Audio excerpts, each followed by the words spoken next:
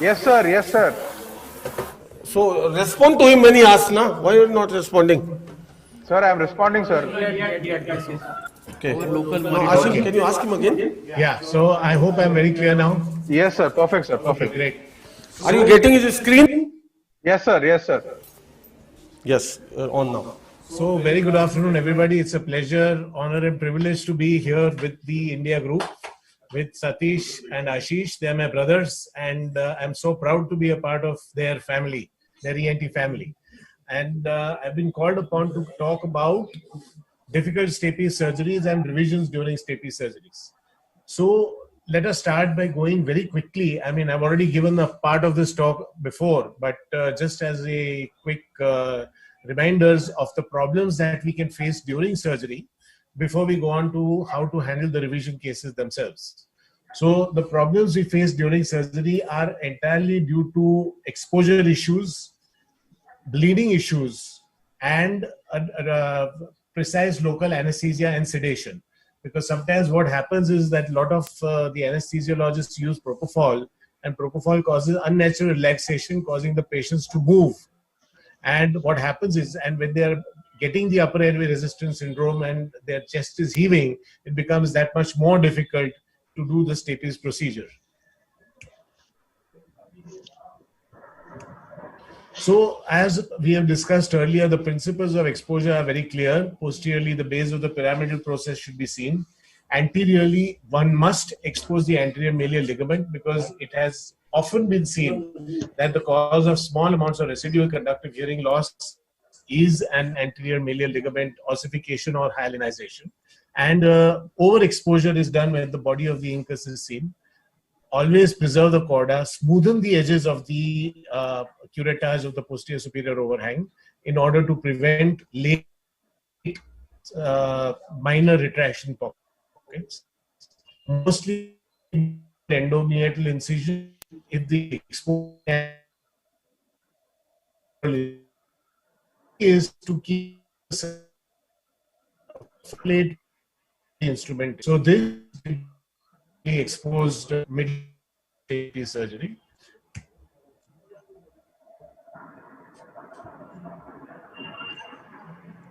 And principles of assessment of fixation. One has to first disarticulate the incudostadius joint. We expose the anterior malleol ligament, palpate the malleus at the neck, and subsequent fixation of the. Now, the most important part is that the footplate should be understood well. Now, one of the biggest problems we see is an inadequate length and of the piston, excessive length of the piston, and all of this is due to an inadequately saucerized footplate. Now you can see that this is a large anterior focus of otosclerosis. There are mucosal bands, posterior part is thin. And this kind of a footplate creates a problem because it is not properly saucerized, so the evaluation of the length may not be precise. So the irregular footplate should be fully saucerized and fully demucosalized before one can consider the proper assessment of the length, which is the fundamental part of a fundamental problem where we need to do revisions. Sometimes the patient, that surgeon is quite scared, so he puts in a very short piston. Sometimes an extra long piston is done, and that is entirely because this kind of a scenario should be treated by proper saucerization in order to assess the length. Some of the precautions that one should observe is to avoid the diffusion of xylocaine in the round window. Some people use lobular fat to seal the fenestra, and around the lobular fat and around the fenestra where lobular fat is placed, one of the caveats is that the lobular fat should be properly washed in saline before use, because the local anesthesia contains adrenaline, which can be detrimental to the cochlea. Now, sometimes you have to assess for sinusitis. Acute sinusitis should be treated before one goes in for surgery, and the tympanogram should be done just prior to operation to make sure that there is no fluid in the middle ear cleft as far as possible. Another caveat, a little practical point, is that hearing aids are often used by patients who are due to be operated, who have conductive hearing loss. So we recommend that they stop using the hearing aid for at least 2 to 3 weeks before surgery because of the risk of minor external otitis, creating inflammation and difficulties as far as the hearing is concerned. So when you are presented with a need for revision, when do you contemplate revision surgery? You contemplate it for a purely conductive hearing loss, which could be an early or late onset. You need to go into the history. Mixed or sensory neural hearing loss, that also can be early or late in onset. But one thing is for sure that when you have a mixed or sensory neural hearing loss post pure conductive hearing loss hearing improvement surgery, in that case you are presented with a parallel fistula till proven otherwise. So what are the questions that occur to you? First is, what could have possibly gone wrong? Second, when should we consider reoperation? Third is, should we reoperate? Fourth, what about the second year? And finally, what shall we tell the patient? In that case, of course, honesty is the best policy. The patient is most understanding if you remain upfront and clear that something out of your control. So when you have a problem of a bilateral mixed hearing loss, for example, let us start talking about of this case. And the biggest problem that we see is that the main problem is the accurate determination of the bone conduction of the site to be operated. Obviously, we ask the audiologist to do masking, and the essence is to avoid cross masking. That is the masking of the ear under test. Another thing to do is to consider the effect of central masking. Therefore, there is a small narrow window masking that is required. You find central masking causing irrationally suppressed, irrationally reduced bone conduction, and what is that the not to operate, while the bone conduction is much better. So when we talk about effective masking,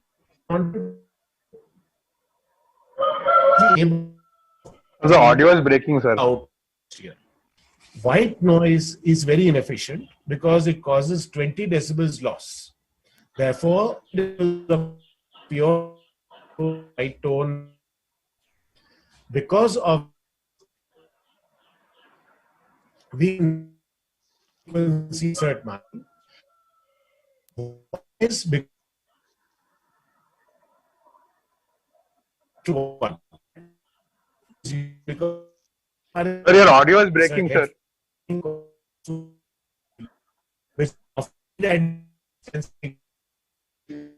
Sir, Sir, your audio is breaking, sir.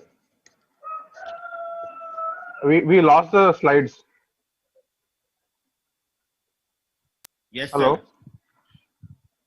Yes, sir. Audio is breaking and slide share is gone.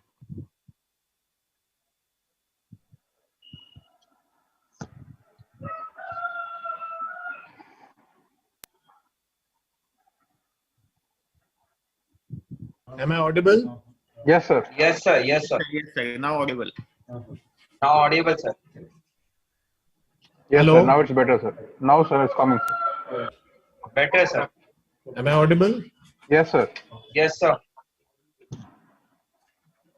Sandeep? Sir, can you hear me? Yes, sir, you're audible, sir. Sir, you are We're able audible. to see. Be able to see, sir. Hello, Sandeep.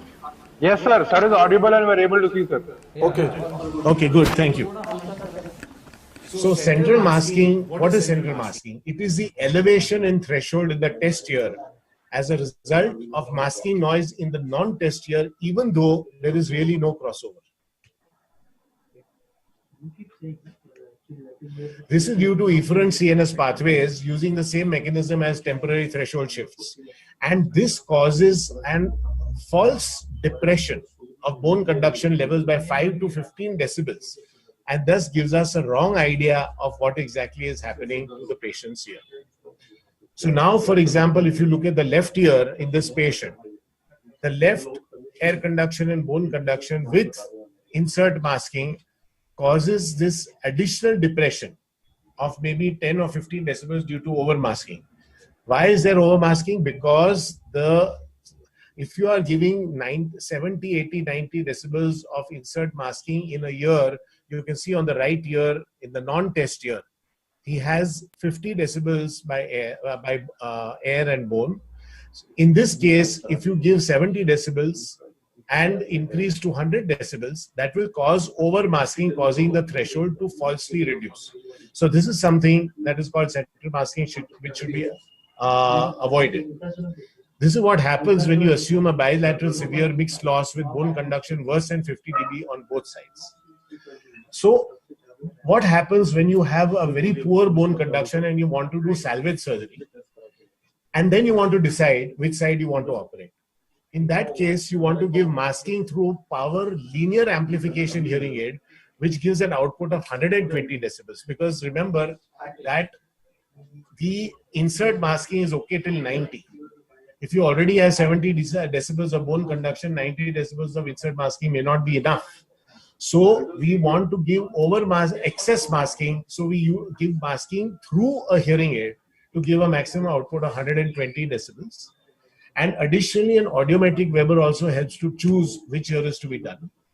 We also do speech discrimination with contralateral masking in order to further narrow down the choice of hearing. So this is what we do, is we put the insert into the microphone of a pocket model hearing aid. It's a linear hearing aid without compression. And it gives us 120 decibel effective gain. And this allows us to give a proper assessment of the side for hearing. Now, one more test that we want to discuss is the Saal and the Rainville test.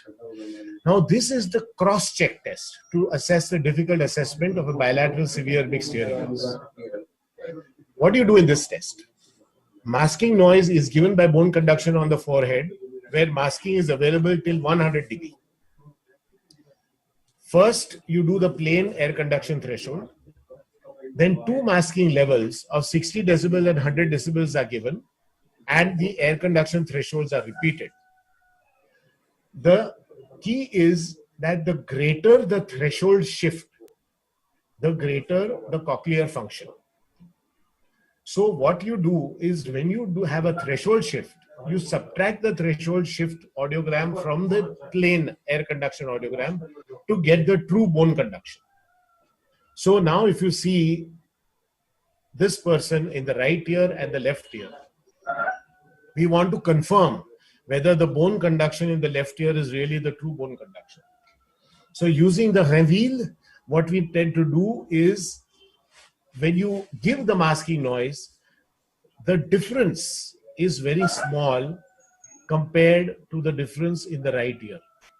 Therefore, the right ear has better cochlear function. The left ear has worse cochlear function. This cross-checks. This allows you to judge that this is the true bone conduction in the left ear, and therefore the left ear should not be attempted. Now, in the other ear, we see a larger threshold shift.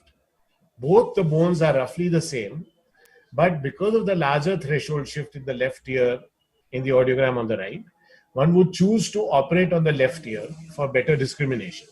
Because ultimately, more than the pure tone, the discrimination also is very, very important. So, what is the interpretation of the Rainville?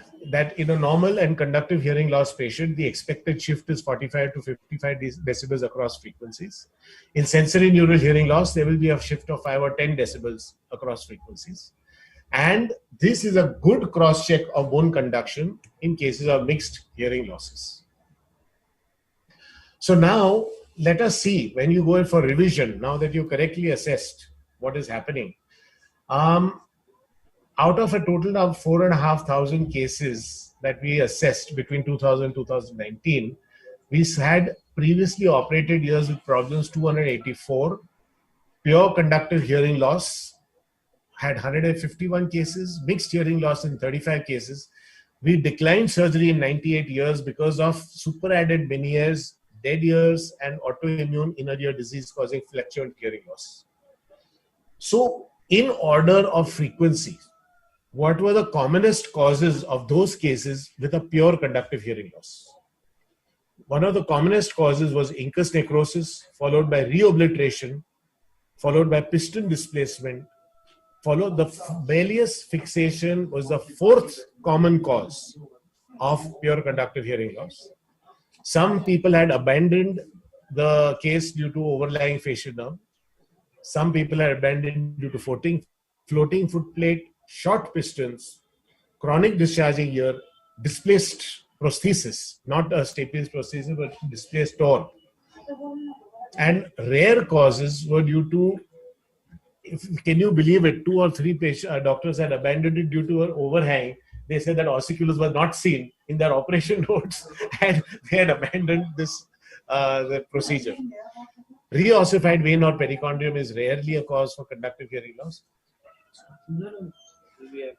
Idiopathic inner ear conductive hearing loss can be seen, and of course an extra small fenestra or reobliteration of the fenestra can cause conductive hearing loss. So when you want to do the revision, the caveat, as again and again we've discussed, is reassess the length of the piston, the diameter of the fistula, and evaluate the foot plate correctly. So failures can be, of course, due to conductive hearing loss, curable, sensory hearing loss, which is devastating, demoralizing, and deplorable. So preparatory assessment is a must. Personal assessment, your own conscience and your own commitment. Professional training, keep away. Occasional surgeons should keep away from attempting revisions, and that's very, very important. One of the most important points I wanted to discuss is mixed hearing loss due to fistula. Long piston causing a fistula was by far the commonest cause, and excessive foot plate removal was the second commonest cause. Now, what was a possible cause of the conductive component is that incus erosion was the possible cause, and the second possible cause is disturbance in the cochlear micromechanics. I have had this talk before, but I will kind of repeat it once again today. One of the causes for perilimb fistula, the commonest cause, as we discussed, is a long piston, and the second one is over large hole. The third commonest is that although the initial length was correct, it got pulled in by adhesions from the lenticular process to the raw promontory, or it was pushed in by acoustic trauma or barotrauma. Please note that usually a gusher, unless it's a cross gusher, such as due to a patent aqueductus cochleae, a gusher will not cause a fistula if the operation is performed according to principles of not sucking on the vestibule and not panicking and allowing too much suction in the region of the vestibule to cause the mixed ear, to cause the sensory neural loss. A fistula will generally settle itself given time. Please note that a fistula by itself does not cause deafness. The simple example for that is the successful piston operation on table if the patient is hearing. Although there is a fistula, you have an iatrogenically created fistula until the endosteal membrane forms. If you do a direct piston operation and do not seal, the intraoperative audiogram will be very good, even though there is a fistula. That means that the fistula by itself does not cause deafness. And another caveat is that even a slipshod surgery, in a slipshod surgery, a vein cannot prevent a fistula by itself. Or even a perichondrium cannot prevent a fistula by itself. Why? Because assuming subtotal removal of the foot plate, the edge of the rounded edges of the foot plate will not allow the endosteal membrane to form in a uniform manner. So there will be an irregular formation of the endosteal membrane, and the piston can occasionally poke through it, creating a fistula, and that fistula will be submucosal. That submucosal fistula will cause a dissection of the mucosa that is binding the piston and the incus, causing a slow thinning out and necrosis of the incus also. Another thing is that you cannot prevent a fistula by putting connective tissue around the piston, as the leak is always submucosal. So the caveat, the key to proper surgery is precise measurement of the diameter of the fenestra, precise measurement of the length of the piston. You cannot substitute slipshod surgery by the use of a vein or soft tissue around the piston. The most important point I want to make is that a fistula may not even present with tinnitus, imbalance, vertigo, fluctuating hearing loss. A fistula can asymptomatically exist for many years and suddenly come with total total sensory neural hearing loss in a couple of cases following CSOM with meningitis also. But invariably, when you have a fistula, the bone conduction of the operated ear is worse than the bone conduction of the unoperated ear. Now, I have gone over this before, but I need to again emphasize. Now, on the left hand side, there is a patient who was successfully operated in the right ear at our clinic in 1984, and the left ear presented in 2010 with a mixed hearing loss. So, unfortunately, he decided to go elsewhere, and that mixed hearing loss turned into a subtotal hearing loss, which we saw about 6 months later. Now, why did this happen? And when we ask the questions, immediate onset sensory neural hearing loss with vertigo. What does that tell you? That tells you that the patients, during the surgery, there was some mishap in the surgery. When you have an immediate sensory neural hearing loss, it's either due to a very long piston or due to excessive suctions applied to the area of the oval window, or due to a sudden labyrinthine infection in the immediate post-operative period. In this case, what had happened was that we were able to access these old yellowed notes of our clinic that was done by my father in 1984.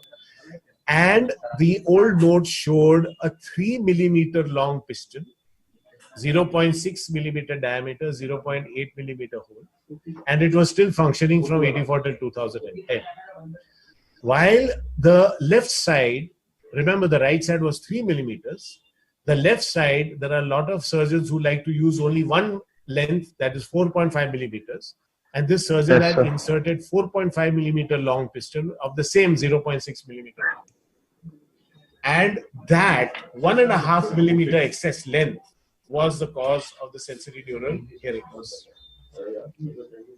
Now, sometimes you start seeing the bone conduction of the operated ear, which is fallen below the bone conduction of the unoperated ear after an initial good result. Now, why does this happen? This is not cochlear otosclerosis as you may be likely to believe. Why? Because the bone conduction of the unoperated ear is better.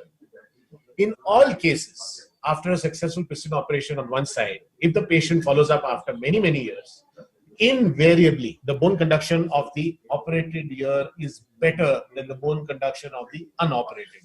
Why? Because of disuse atrophy, excessive otosclerosis formation, so on and so forth. We are not sure of the exact causes, but this is an absolute must. So what is the protocol that we do for the management of a post-op fistula? Always sinus evaluation, always a CT scan, masked audiometry. Thank you. Satish, being the brother, that is insisted that I eat with him. So pardon me. Masked audiometry with audiometric Weber. Masked speech discrimination score. Now what to do? What are the scenarios? First scenario, you have a mild stable hearing loss, conductive loss on the opposite side, piston with vein in the other ear. If you have a severe sensitive neural hearing loss, the fistula should be closed in order to restore discrimination. And then piston with vein in the opposite ear. Why? Because although he has a sensory neural hearing loss, you are not operating on the only hearing ear because you have restored discrimination.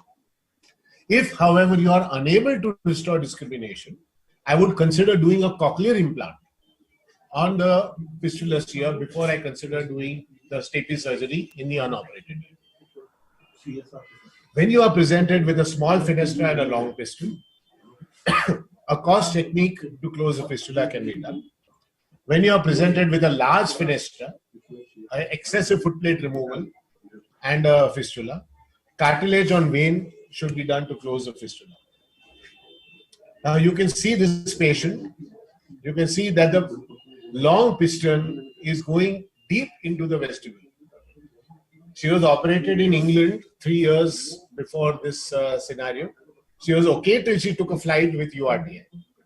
After landing, she felt hearing loss, vertigo, and pressure. And then she presented with a dead ear, and the CT showed an extra long piston. So the caveat here is that a piston can be, there can be a fistula for a long period of time before it really manifests clinically.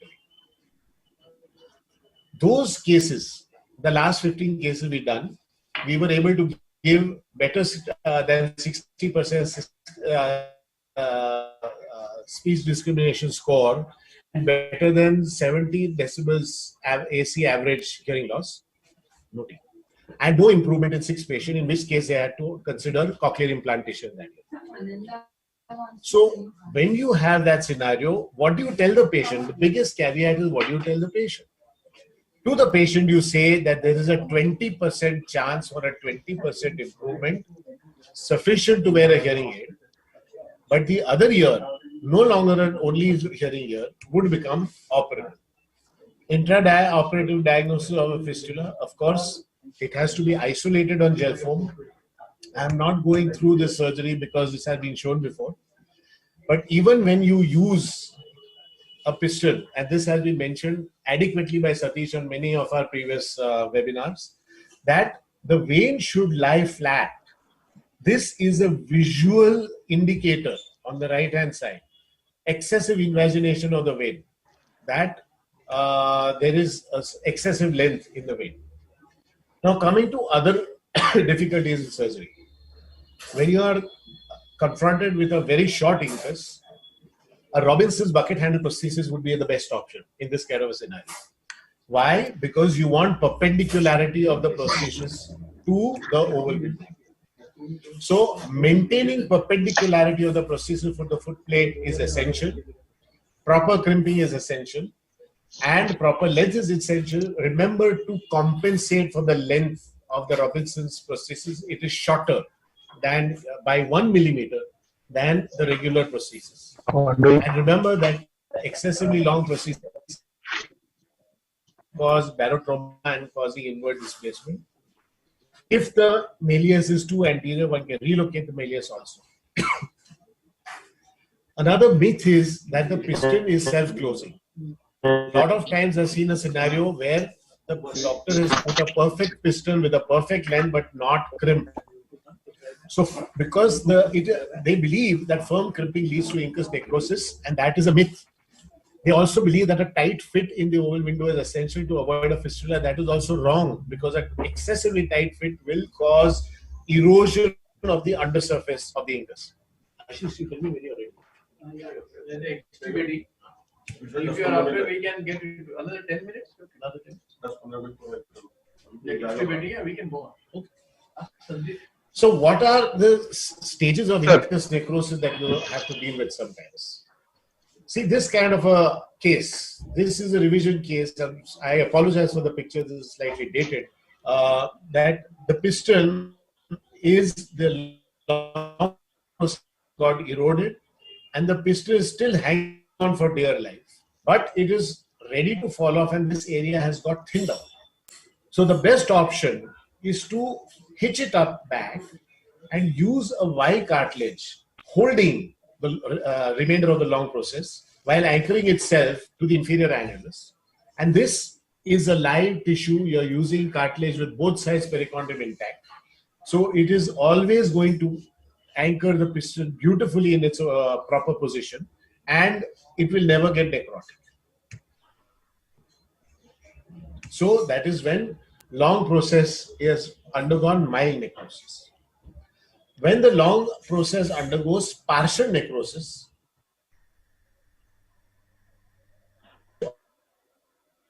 interposition can be done.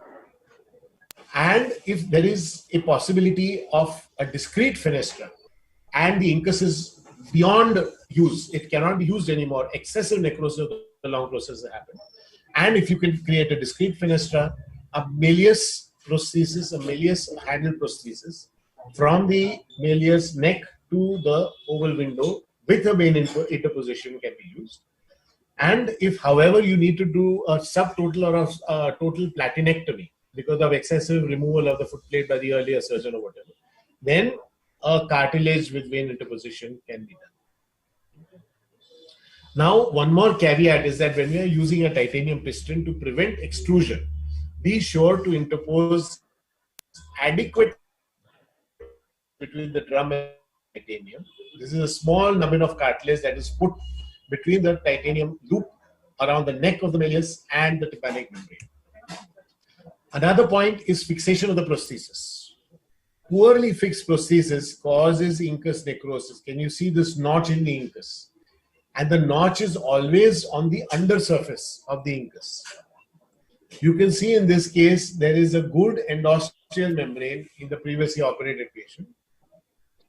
However, the problem here is that this fit was very tight and the loop was not correctly crimped. So, relative movement between the incus and the lower end of the loop of the prosthesis causes erosion on the undersurface of the incus. This is an older case, TEF wire case, in which it's just cut through the incus. So crimping is essential. Incus necrosis is not caused by firm crimping. It is caused by the relative movement between the long process and the loop. It could be due to a loose piston, or it could be due to a tight fit in the fenestra, preventing free movement of the piston. And it could be due to a steel wire which will cut through, and therefore newer pistons have a band. Another thing is anterior mallear ligament fixation. We have a large series of cases in which we do intraoperative audiometry in every case. And during the intraoperative audiometry, if we find that the hearing result has not achieved what we feel is optimum hearing, then we go ahead and divide the anterior mallear ligament. Typically, intraoperative between 5 and 10 at the time. You can see that prior to the anterior mallear ligament, the audiogram was at 40, 45, 30, 40, and then it just jumps up to 30, 40, 30. So almost a 5 to 10 decibel change in hearing on table due to the division of the anterior mallear ligament. So the caveat here is ensure that when you are doing the anterior mallear ligament procedure, when you are assessing the anterior mallear ligament, mere movement alone, mere tapping it alone at the neck may not give you adequate knowledge of the fixation. So on-table intraoperative audiometry can create an issue, give you so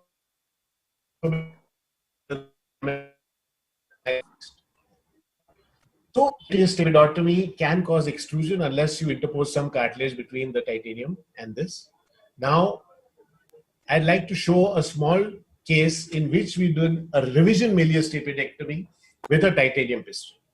So already there was a previous titanium piston in position.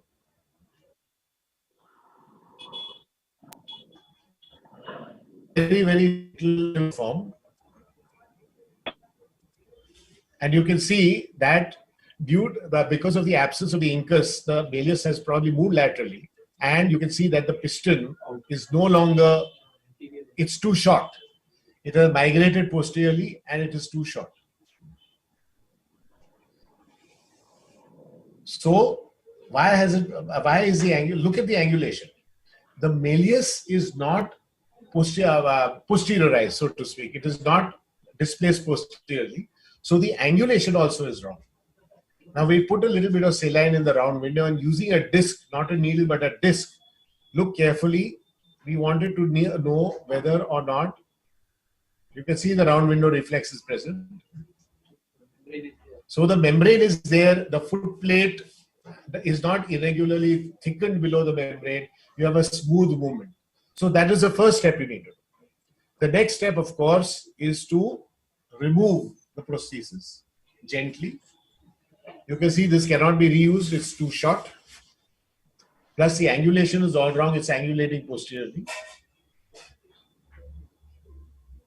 Is my case by any chance?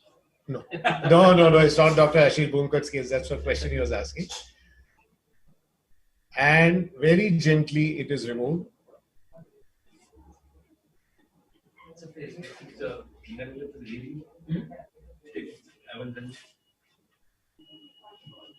Now, there was in fact, the previous surgeon had done the right things. He put a cartilage spacer between the tympanic membrane and the malleus. That was in fact too tightly stuffed in, so that was anchoring the malleus. So we need to free the malleus completely.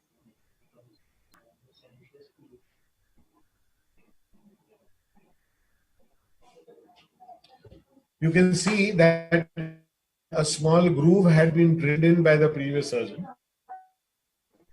to accommodate the loop of the K piston. In this case, I'm using a coarse articulated Avingen piston. The advantage of the articulation is that I don't need to move relocate the handle of the malleus. Because of the hinge, I'm able to continue maintaining perpendicularity without needing to displace the malleus completely. Now you can see the ease with which this clip piston is put into position. It has been measured in position. It's perfect length. You can see the right angle. You can see the right angle of the prosthesis to the oval window. And the loop is very gently threaded on. It goes on with a click.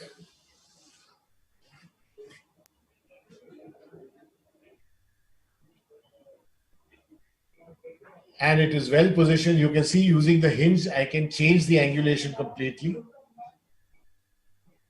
I don't need to tighten it. It is self-holding. And you can see a beautiful round window reflex, which is confirmed. And then the flap is reposited.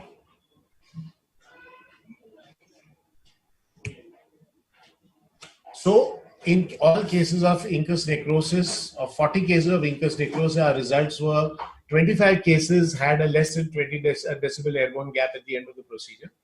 11 cases had a better than 20 decibel improvement, and we found no improvement in 4 cases. So it is very well said that revision surgery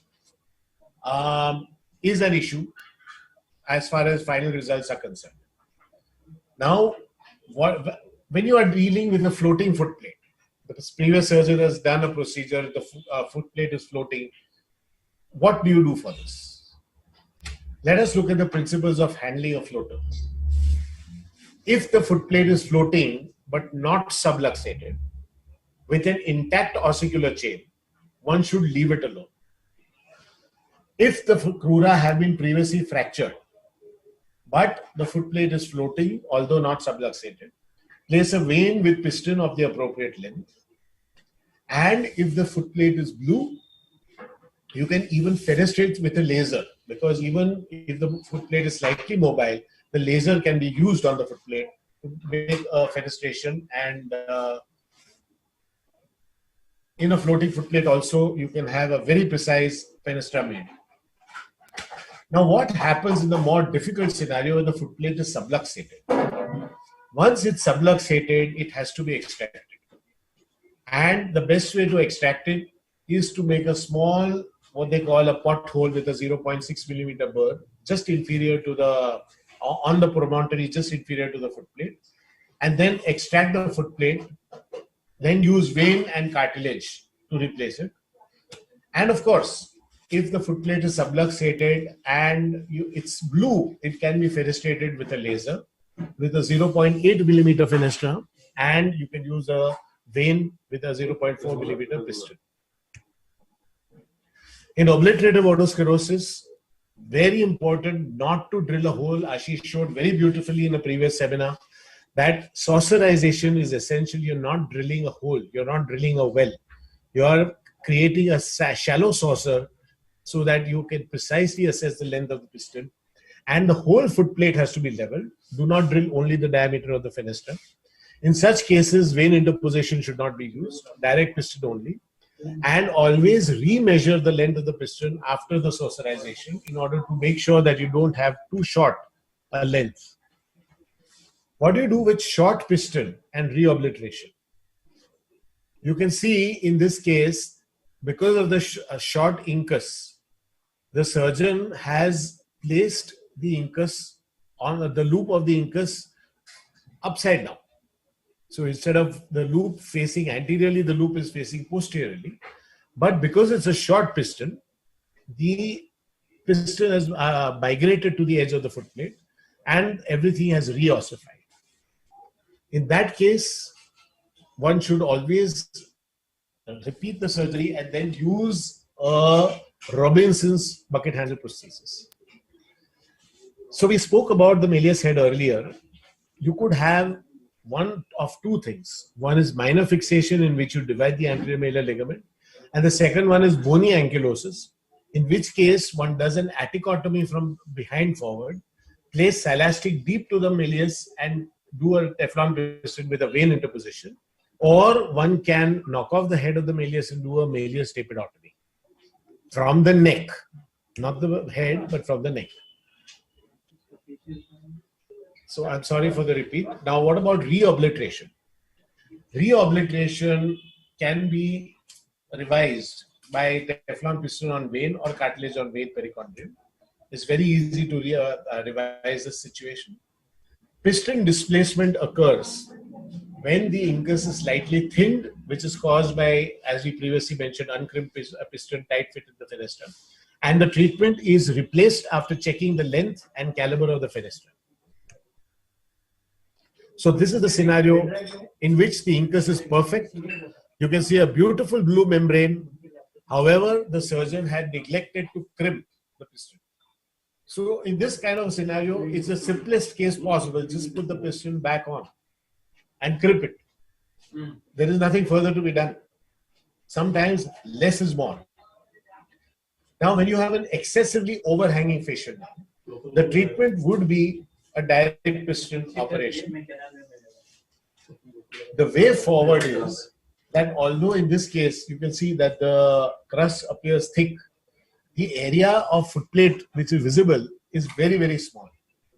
In this case, what I'm doing is I'm drilling off the pyramid, because the direction of drilling should always be from posterior to anterior. You need a lot of space. The narrower the niche, the wider the space around it. Now, once the pyramid is drilled off, the stapedius is cut.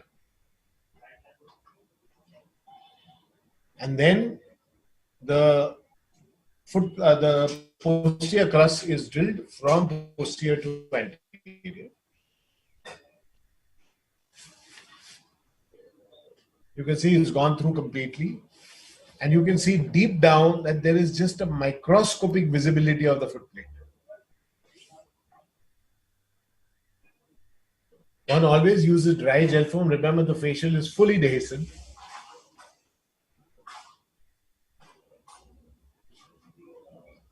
As far as possible, one avoids using adrenaline gel foam.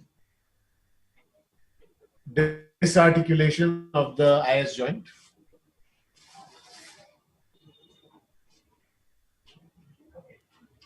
And then using a right angle 0.5 millimeter needle, the superstructure is rotated on the axis of the anterior crust in order to avoid inadvertent mobilization of the footplate.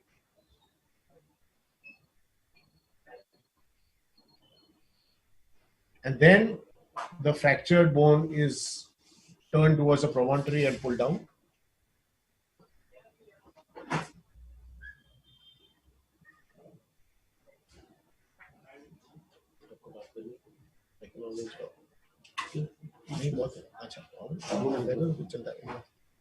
Okay, so now you can see that there's a very, very small area, not even enough for a 0.4 piston.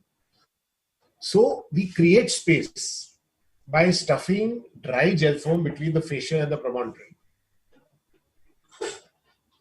And we keep stuffing it, and that allows the slowly expanding gel foam to virtually push the facial nerve away enough for us to create a 0.5 millimeter fenestra and put a 0.4 millimeter piston in it.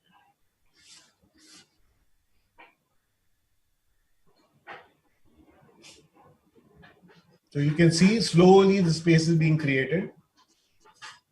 It's a very tedious job. And now you can see a moderate amount of place is created. Then using a 0.5 millimeter burr, we lower the promontory a little bit so that we are not digging in a hole.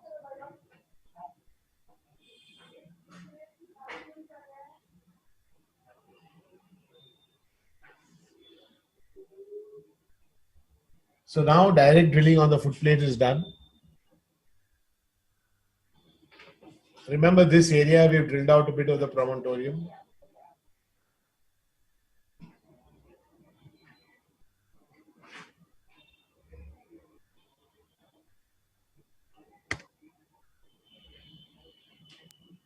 I'm sorry, the picture has frozen a bit. Is the picture frozen? Okay, we're moving again. And finally, now we are just through the fenestra. Very gently through the fenestra. Use dry gel foam to mop up the excess fluids. Never do suction directly on the oval window. Smoothing of the oval window is done, or the fenestra is done. 4.25 millimeter piston.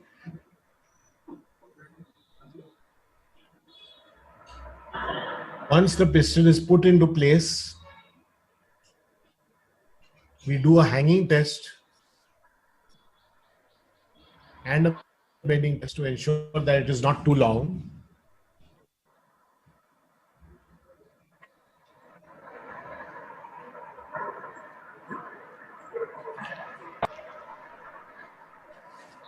So this tells us the piston is not too long, and we push it against the edge of the foot plate and it does not jump out, so it's not too short.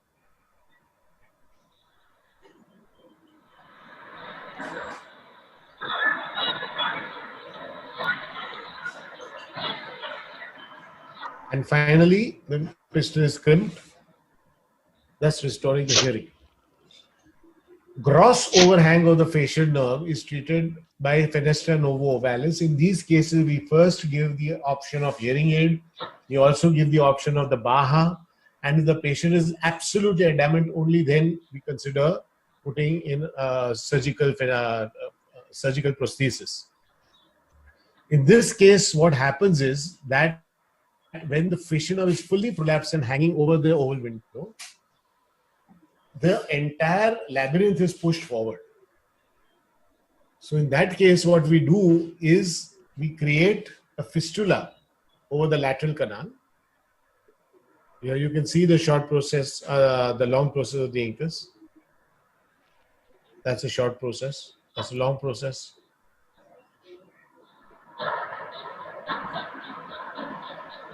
And a fistula is created.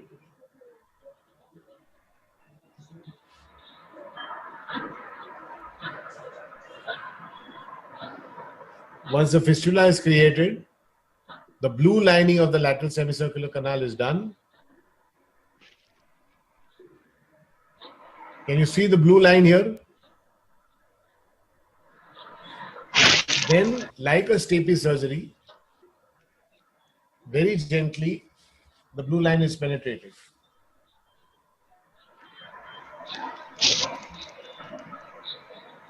Following that, a piston is placed in position, a titanium piston from the neck of the malleus down to the oval window.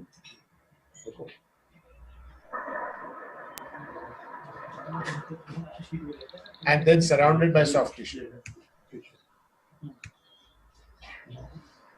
Finally, Unexplained conductive hearing loss can be a fistula in the superior semicircular canal. An airborne gap of 10 to 16 decibels below 2000 hertz. Bone conductions are suprathreshold bone conductions. Normal mobile ossicular chain on exploratory tympanotomy is seen. And sometimes web thresholds can also be indicated. The cause, of course, we all know is a third window producing shunts away from sound from the cochlea, thus elevating the air conduction thresholds. So, the stapes surgeon who wants excellent long terms should be able to use techniques with equal ease if he has to successfully get difficult cases, revisions, and most important, the secondary. There is no one best technique to suit all circumstances. Thank you very much for your kind attention. Ultimate presentation, sir.